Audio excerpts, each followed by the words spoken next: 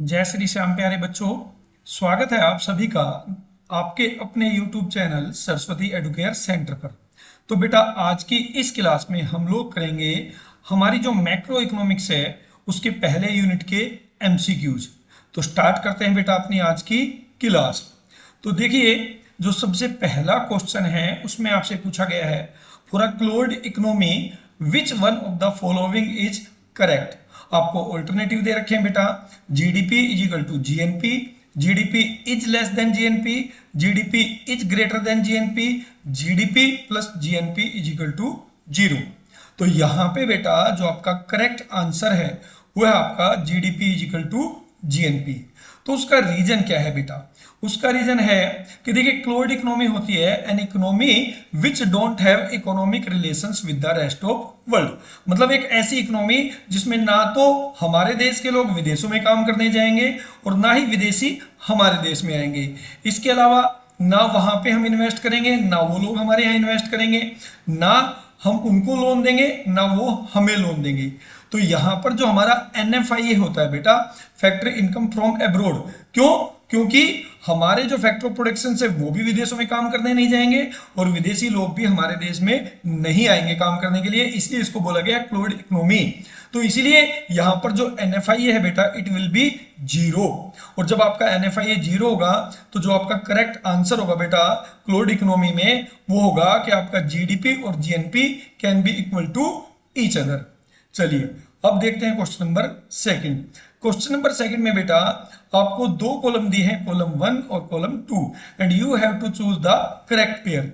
तो इसमें जो करेक्ट आंसर है बेटा इसमें भी आपका करेक्ट आंसर है ऑप्शन ए। ऑप्शन ए में गिवन है बेटा vegetable grown in the personal garden और नॉन में मार्केटिंग एक्टिविटीज।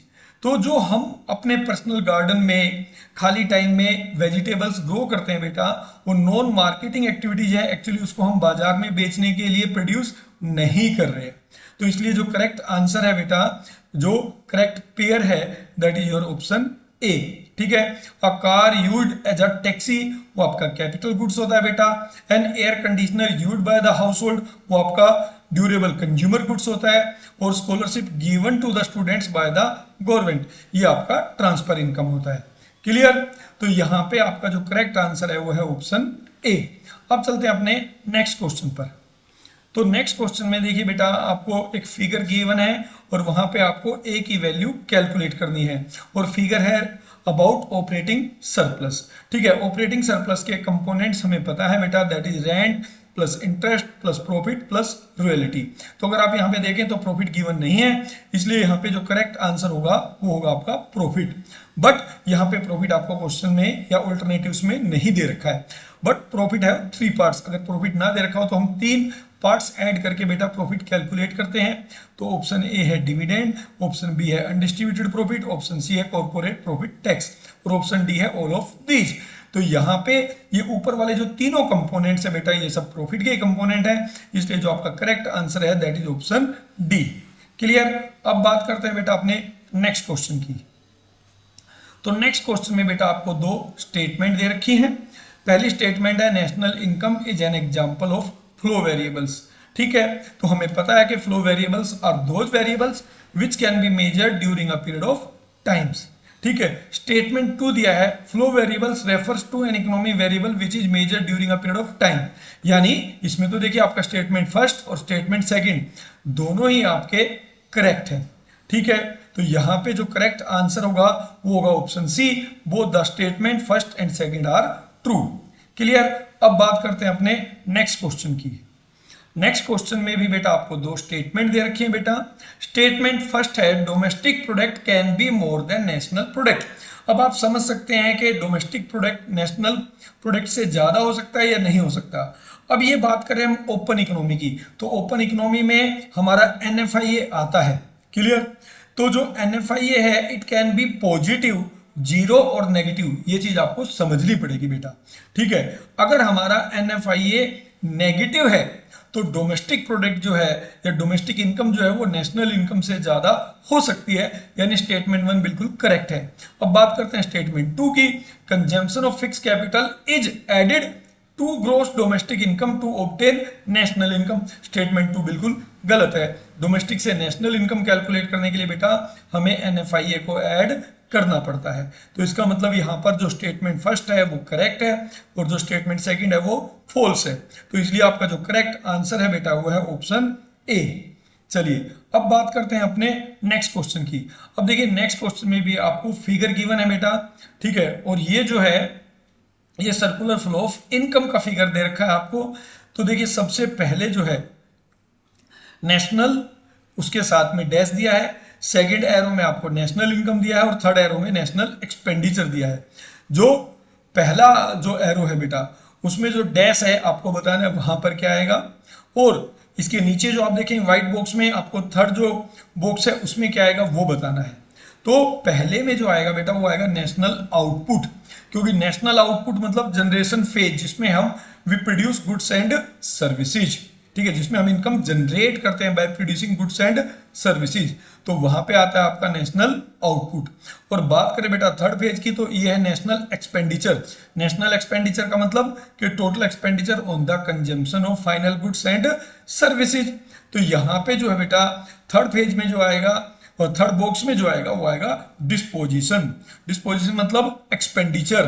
तो यहाँ पे जो करेक्ट आंसर है बेटा दैट इज ऑप्शन सी, यानी नेशनल आउटपुट बनेगा पहले और थर्ड वाले बॉक्स में आएगा बेटा डिस्पोजिशन फेज, क्योंकि नेशनल एक्सपेंडिचर को हम डिस्पोज करना बोलते हैं इनकम को। क्लियर। अब बात करते हैं क्वेश्चन नंबर 7 की। क्वेश्चन नंबर 7 में आपको एक इमेजिनरी कंट्री के इंफॉर्मेशंस गिवन है बेटा, आपको सेल्स निकालना है, ठीक है। अब यहाँ पे देखिए इस तरीके के क्वेश्चन 3 मार्क्स में भी आते हैं और बच्चे नॉर्मली इन क्वेश्चनों में अटक जाते हैं। तो यहाँ पे आपको कोई ना कोई ऐसी वैल्यू दे रखी होगी बेटा जिससे कि हम GV at MP पर पहुंच सके। तो इस क्वेश्चन में जो गिवन है वो है net value added eight factor cost that is 1300, ठीक है। जो net value added eight factor cost है इसको सबसे पहले आप क्या कर सकते हो GV at MP में कन्वर्ट कर सकते हो। तो उसके लिए आपको क्या करना पड़ेगा, GV at MP equal to NV at FC plus depreciation plus net indirect tax. Clear. तो यहाँ पे 1300 में देखिए मैंने ऑप्शन सी आंसर लिखा भी है और वहां पे कैलकुलेट करके भी दिखाया है। 1300 में पहले मैंने डेप्रीसिएशन ऐड किया है 80, बट मैंने बोला plus net indirect tax, but मैंने माइनस किया है 60। क्यों? क्योंकि यहाँ पे नेट इनडायरेक्ट टैक्स की वैल्यू नहीं है और नेट इनडायरेक्ट टैक्स होता है बेटा इनडायरेक्ट टैक्स माइनस सब्सिडी। तो यहाँ पे क्योंकि नेट इनडायरेक्ट टैक्स प्लस होना है, जब आप इस ब्रैकेट को ओपन करेंगे तो इनडायरेक्ट टैक्स होगा प्लस और सब्सिडी हो जाएगी माइनस, और आपको यहाँ पे केवल सब्सिडी की वैल्यू गिवन है। क्लियर। तो ये आ गया आपका GV at MP। अब हमें दोबारा इसके ऊपर वाले स्टेप पे जाना है that is value of output, और वो होता है बेटा GV at MP minus intermediate consumption या इंटरमीडिएट कॉस्ट। तो यहाँ पे जो हम वैल्यू ऑफ आउटपुट निकालेंगे उसको हम कैसे निकालेंगे, अगर उसको हम GV at MP में ऐड कर दें तो value of output intermediate cost जो है ऐड करने के बाद आ जाएगा। तो यहाँ मैंने 700 को ऐड किया है इंटरमीडिएट कॉस्ट को, किसमें, GV at MP में, राइट। अब उसके बाद हमें पहुंचना है किस पे, हमें निकालना है सेल्स। तो सेल्स आता है आपका सबसे पहले स्टेप पर, और जो सबसे पहला स्टेप होता है बेटा वो है value of output is equal to sales plus change in stock. अब यहाँ पर हमारे पास वैल्यू ऑफ आउटपुट आ चुका है बेटा, ठीक है। तो value of output is equal to sales plus change in stock. तो वैल्यू ऑफ आउटपुट को आप रखेंगे लेफ्ट हैंड साइड में, ठीक है, प्लस चेंज इन स्टॉक की वैल्यू दे रखी है माइनस का 50। तो अब इसको क्या करना है, इधर आपको ले जाके ऐड कर देना है वैल्यू ऑफ आउटपुट में, तो आपका सेल्स का आंसर आ जाएगा that will be 2070, that is your option सी।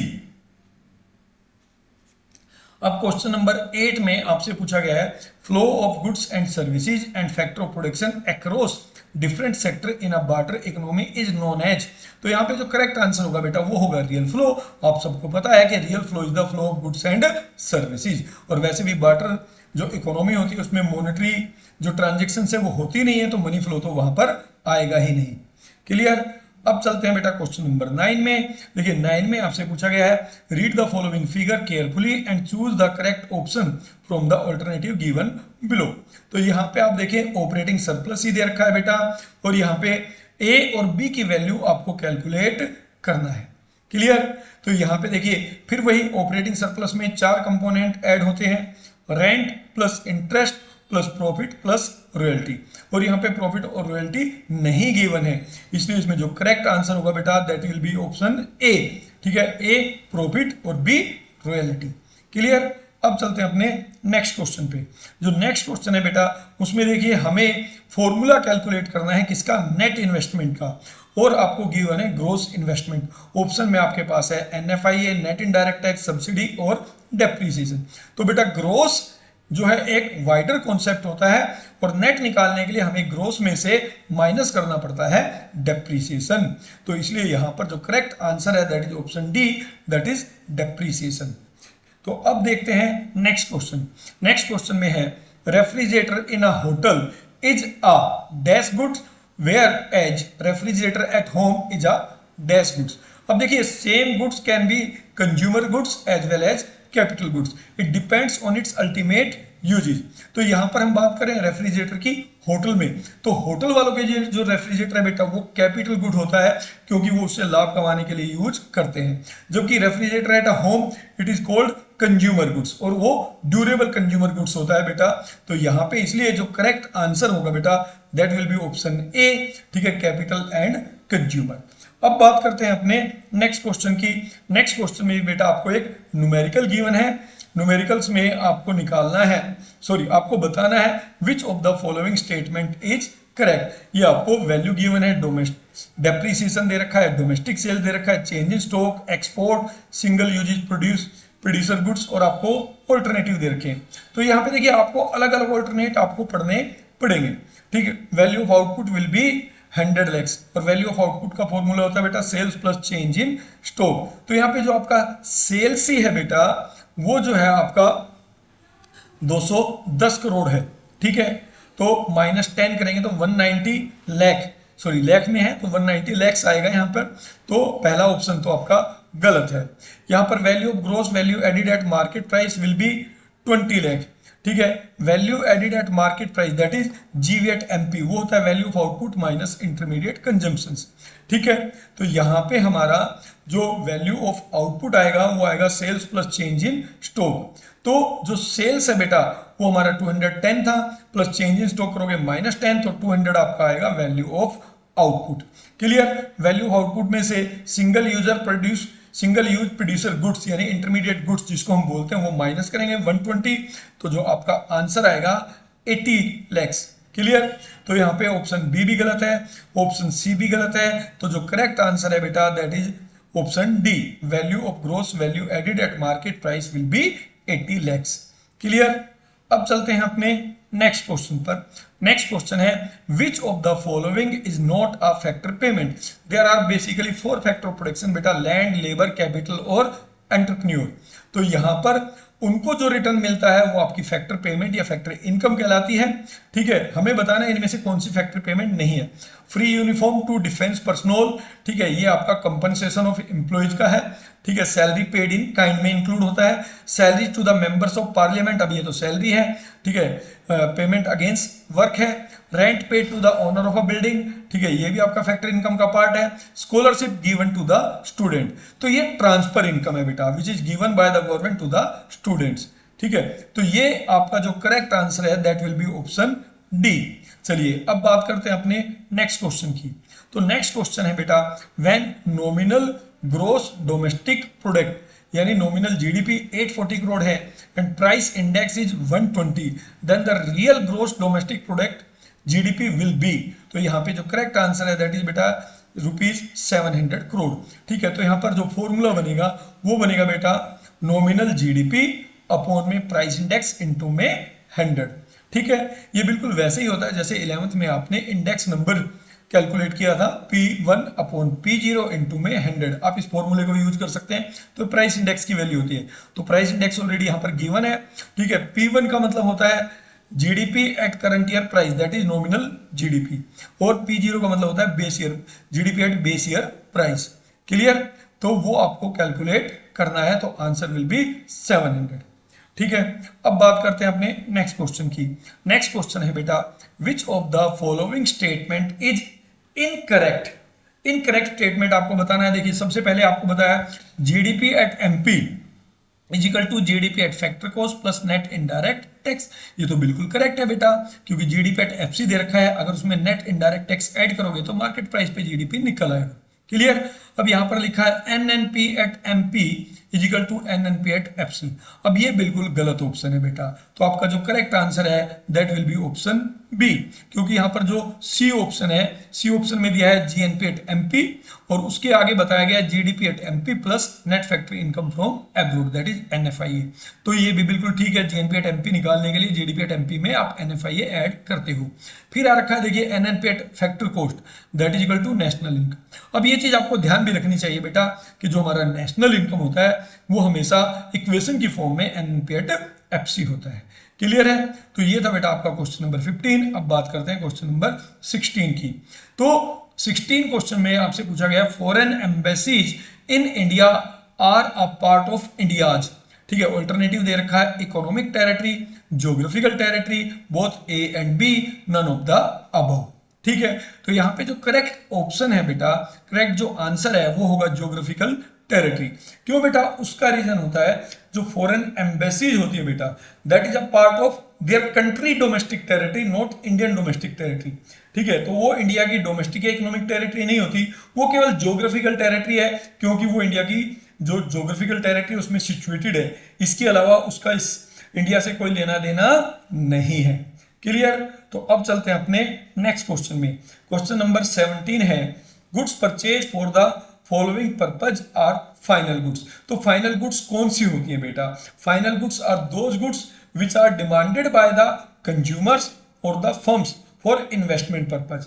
तो यहाँ पर ऑल्टरनेटिव दे रखा है for satisfaction of wants, for investment in firms, both A and B, D none of the above.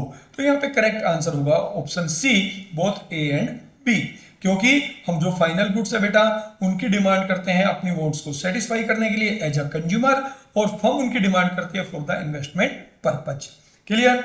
अब चलते हैं अपने नेक्स्ट क्वेश्चन में। नेक्स्ट क्वेश्चन है बेटा difference between national income eight market price and national income eight factor cost is. अब देखिए national income तो कॉमन है, हमें मार्केट प्राइस और फैक्टर कॉस्ट का ही डिफरेंस बताना है, और मार्केट प्राइस और फैक्टर कॉस्ट के बीच में जो डिफरेंस होता है वो होता है आपका नेट इनडायरेक्ट टैक्स।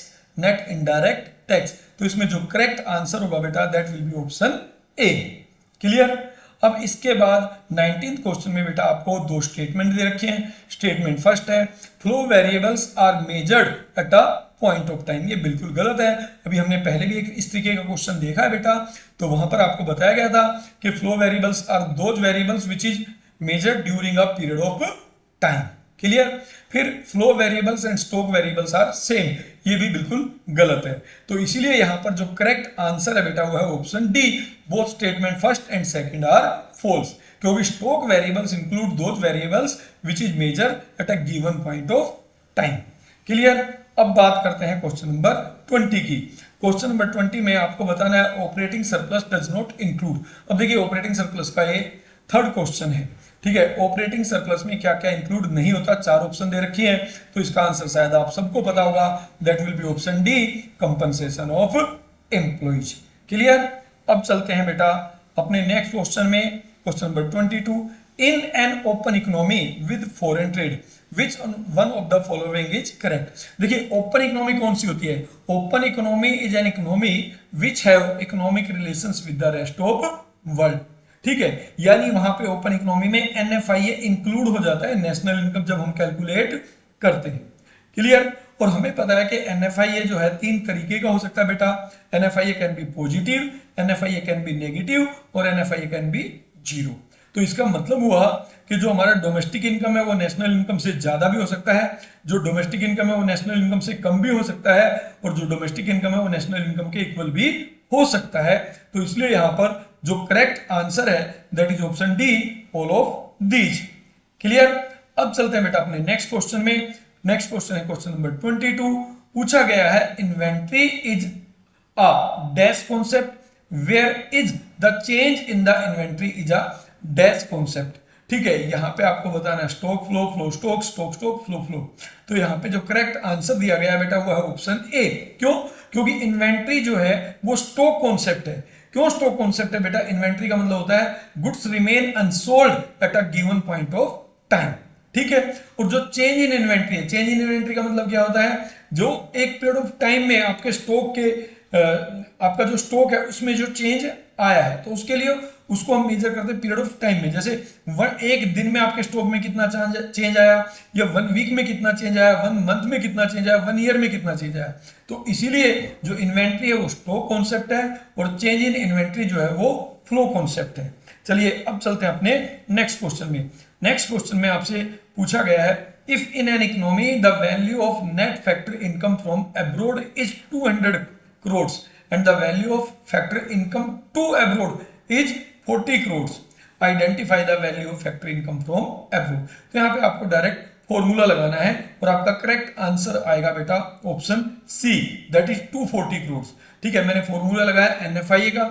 एनएफआईए का फॉर्मूला बनता है factor income from abroad minus factor income paid to abroad. ठीक है, that will be 200 is equal to 240 minus 40, तो 240 विल बी योर आंसर। 240 आपका आंसर आ जाएगा, 40 को आप इस साइड लेके जाएंगे तो आपका फैक्टर इनकम फ्रॉम अब्रोड 240 होगा। क्लियर। अब बात करते हैं अपने नेक्स्ट क्वेश्चन की, विच one of the followings will be taken while estimating national income of India. ठीक है, नेशनल इनकम में तो पहली चीज आपको ध्यान रखनी है, national income is the total income earned by the normal resident of an economy. तो टोटल इनकम अर्नड होनी चाहिए बेटा। ठीक है, ट्रांसफर इनकम नहीं होनी चाहिए, अनअर्नड इनकम नहीं होनी चाहिए। तो हमें देखना है कि कौन सी अर्नड इनकम है। ठीक है, तो ऑप्शन ए है dividend received bye an Indian from his investment in shares of a foreign company. ठीक है, तो ये इसकी अर्नड इनकम है, तो option A will be your correct answer. Clear. अब ऑप्शन बी सी डी क्यों नहीं होगा वो देख लेते हैं। ऑप्शन बी दिया है money received by a family in India from relatives working abroad, तो ये तो ट्रांसफर इनकम होगी बेटा।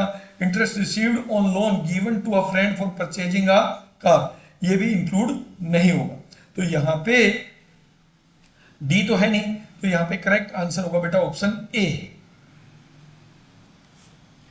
फिर आता है which of the following is a transfer payment. Transfer payment कौन सा होता है बेटा, ट्रांसफर पेमेंट गवर्नमेंट का वो पेमेंट होता है जो यूनिलैटरल्स होता है, वन साइडेड होता है बेटा। गवर्नमेंट केवल पे करती है, हाउस होल्ड केवल पे करता है, बट उसके बदले उनको कुछ भी नहीं मिलता। It is unearned income. ठीक है, तो हमें देखनी है कौन सी अनअर्न्ड है, बिना कमाई गई आय। ठीक, dividend received by a foreigner from investment in shares of an Indian company, ये तो अर्नड इनकम है। Profit earned by a branch of an Indian bank in Canada, ये भी अर्नड इनकम है बेटा। Scholarship given to Indian student studying in India by a foreign company, तो ये जो है option C, this is your transfer payment. देखिए यहाँ पे स्कॉलरशिप मिल रही है स्टूडेंट्स को, स्टूडेंट को केवल पैसा मिलेगा, ठीक है, बट उसके बदले स्टूडेंट्स किसी भी तरीके से गुड्स और सर्विसेज के फ्लो में कोई कंट्रीब्यूट नहीं करेगा। Employer contribution in provident fund, तो ये भी आपकी अर्नड इनकम है, और ये कंपनसेशन ऑफ एम्प्लॉयज का पार्ट है। तो चलते हैं अपने नेक्स्ट क्वेश्चन में। जो हमारा नेक्स्ट क्वेश्चन है वो है GDP can not be used as a reliable index of welfare of the peoples because. ठीक है, जीडीपी जो है हमारा एक रिलायबल इंडेक्स नहीं हो सकता वेलफेयर का, आपको रीजन बताना है। पहला, कंपोजिशन ऑफ जीडीपी में नॉट बी वेलफेयर ओरिएंटेड। अब देखिए पॉइंट कौन से हैं, ये पॉइंट्स हैं बेटा आपका जीडीपी एंड वेलफेयर, जो एक टॉपिक आपको दे रखा है उसकी। ठीक है, या इसी को हम बोलते हैं limitation of GDP and welfare concept. तो इसमें पहला ऑल्टरनेटिव है कंपोजिशन ऑफ जीडीपी में नॉट बी वेलफेयर ओरिएंटेड, बिल्कुल ठीक बात है। मान लीजिए आपका जीडीपी बढ़ रहा है, but it is increasing due to production of alcohol product, tobacco products, ठीक है, या फिर हार्मफुल प्रोडक्ट या वार टाइम गुड्स। तो क्या इन तरीके के गुड्स के प्रोडक्शन से अगर जीडीपी बढ़ता है तो उससे इकोनॉमी में वेलफेयर का लेवल बढ़ेगा? तो ये नहीं बढ़ेगा। क्लियर। दूसरा, non monetary exchange specially in the rural area remains unrecorded. Non monetary मतलब जिसको हम बार्टर सिस्टम ट्रांजेक्शंस बोलते हैं बेटा, ऐसी ट्रांजेक्शंस होती हैं जिसमें मनी का यूज ही नहीं होता, अब ये अनरिकॉर्डेड रह जाती हैं। तो उससे क्या होता है, जो हमारा लेवल ऑफ जीडीपी है बेटा वो अंडर एस्टिमेट हो जाता है, क्योंकि बहुत सारी ट्रांजेक्शन जो मॉनेटरी नहीं थी, जो बार्टर सिस्टम की थी, नॉन मॉनेटरी थी, उनको हमने रिकॉर्ड नहीं किया। तो ये भी एक इसमें लिमिटेशंस है। Domestic service of womens performs at homes are not paid for. फिर देखिए एक कमी और बताई जीडीपी वेलफेयर में इन्होंने, कि जो वुमेन्स के द्वारा डोमेस्टिक सर्विस प्रोवाइड की जाती है बेटा, हम उसकी कहीं भी मॉनेटरी वैल्यू कैलकुलेट नहीं करते। क्लियर। तो ये सब कमियां हैं हमारी जीडीपी कॉन्सेप्ट में, तो इसलिए कहते हैं it is not a reliable index of welfare. तो इसमें जो करेक्ट आंसर है वह option D, that is all of these. अब बात करते हैं क्वेश्चन नंबर 27 की, which of the followings will not be included in estimating national income of India. पहला, value of bonus received by share holder of a company, earned income है बेटा, बिल्कुल include होगा। Fees received from the students, ये भी बिल्कुल include होगा बेटा, क्योंकि जो स्कूल वाले हैं वो आपको सर्विस प्रोवाइड करते हैं, उसके बदले आपको फीस मिलती है स्कूल वालों को। फिर interest received on loan given to a foreign company in India, ठीक है, ये भी बिल्कुल नॉट इंक्लूडेड है बेटा, ठीक है, not included. Interest received on loan given to a foreign company in India, तो ये भी इंक्लूड होगा। तो इसमें जो करेक्ट आंसर है वो option D, none of these. अब चलते हैं अपने नेक्स्ट क्वेश्चन में, जो कि एजर्सन और रीजन का है। Furniture purchased by a school is a final product, बिल्कुल ठीक बात है बेटा, क्योंकि इसको रीसेल पर्पज के लिए नहीं परचेज किया जाता।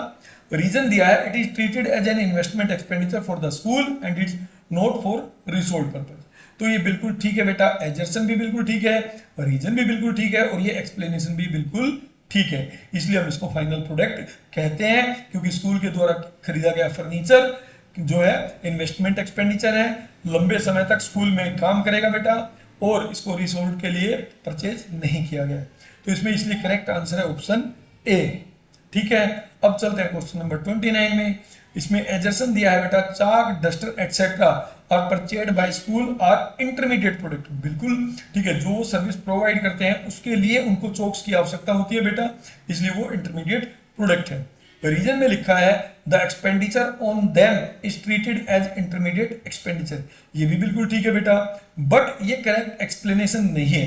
इंटरमीडिएट क्यों कहते हैं ये नहीं है, इसमें तो बताया इस पे जो किया गया खर्च है वो इंटरमीडिएट एक्सपेंडिचर है, तो हम बोलेंगे both assertion and reason are true and reason is not the correct explanation of assertion, that is option B. फिर आता है question number 30, mobile set purchased by a mobile dealers are intermediate product, बिल्कुल ठीक बात है बेटा, क्योंकि उसने रीसेल पर्पज के लिए इनको खरीदा है, और वही इसका रीजन भी दे रखा है।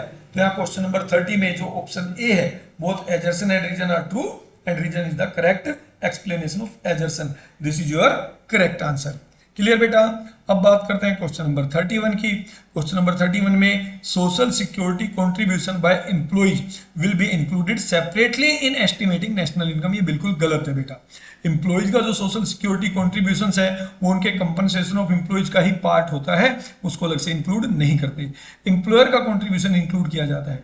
रीजन दिया है social security contribution by employer is part of compensation of employees, reason बिल्कुल ठीक है, एजर्सन बिल्कुल गलत है, इसलिए इसमें करेक्ट आंसर दिया है बेटा option D, assertion is false but reason is true. चलिए अब बात करते हैं क्वेश्चन नंबर 32 की। क्वेश्चन नंबर 32 में बोला है expenditure on adding a floor to the building is included in the estimation of national income, बिल्कुल होना चाहिए बेटा, ठीक है। जब हम एक नई बिल्डिंग बनाते हैं, एक नई बिल्डिंग में एक फ्लोर ऐड करते हैं, ठीक है, it will increase our production capacity, ठीक है, और इसको हम इन्वेस्टमेंट एक्सपेंडिचर कहते हैं, ये भी बिल्कुल ठीक है। तो एजर्सन भी बिल्कुल करेक्ट है बेटा, और रीजन भी बिल्कुल करेक्ट है, इसीलिए हम इसको नेशनल इनकम में इंक्लूड करेंगे, क्योंकि एक्सपेंडिचर मेथड में 4 कंपोनेंट होते हैं, सी प्लस आई प्लस जी प्लस ई, और आई का मतलब यहाँ इन्वेस्टमेंट एक्सपेंडिचर है। तो बिल्डिंग के ऊपर अगर एक फ्लोर और आप ऐड करते हैं तो इससे हमारा स्टॉक ऑफ इन्वेस्टमेंट बढ़ता है, इट इंक्रीज प्रोडक्शन कैपेसिटी। तो यहाँ पे आपका जो ऑप्शन ए है, this is your correct answer.